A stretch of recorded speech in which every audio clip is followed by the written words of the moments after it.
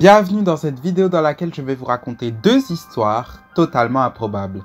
Installez-vous bien confortablement, prenez à manger et à boire et quand vous êtes prêts, c'est parti.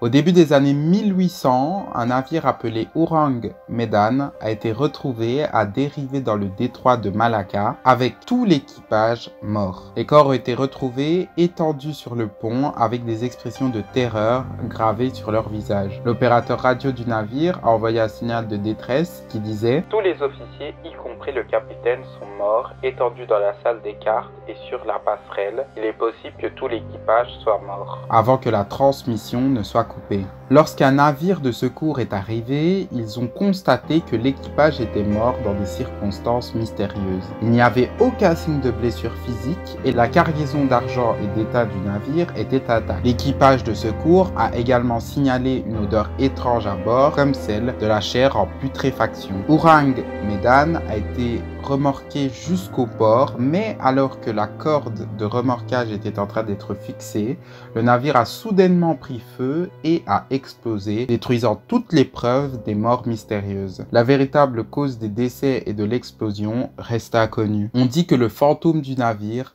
hante encore le détroit de Malacca, car de nombreux marins ont rapporté avoir vu le navire fantôme naviguer sur le détroit. Et maintenant, voici une histoire intéressante qui est celle de l'île des poupées. Située à l'extérieur de Mexico, l'île était la propriété d'un homme nommé Julian Santana Berra, qui dans les années 1950 a affirmé avoir trouvé une poupée flottant dans le canal près de l'île. Il a ressenti le besoin de suspendre la poupée dans un arbre comme moyen de rendre hommage à l'esprit d'une jeune fille qui s'était noyée dans le canal. Au cours des décennies suivantes, Berra a continué à collecter des poupées et les a suspendues dans les arbres de l'île, créant finalement une forêt effrayante et troublante de poupées. Berra vivait seul sur l'île et certains disent qu'il est devenu de plus en plus reclus et excentrique à mesure qu'il continuait à ajouter des poupées à l'île. Il affirmait que les poupées lui chuchotait la nuit et qu'elle l'aidait à communiquer avec l'esprit de la fille noyée. Il disait que les poupées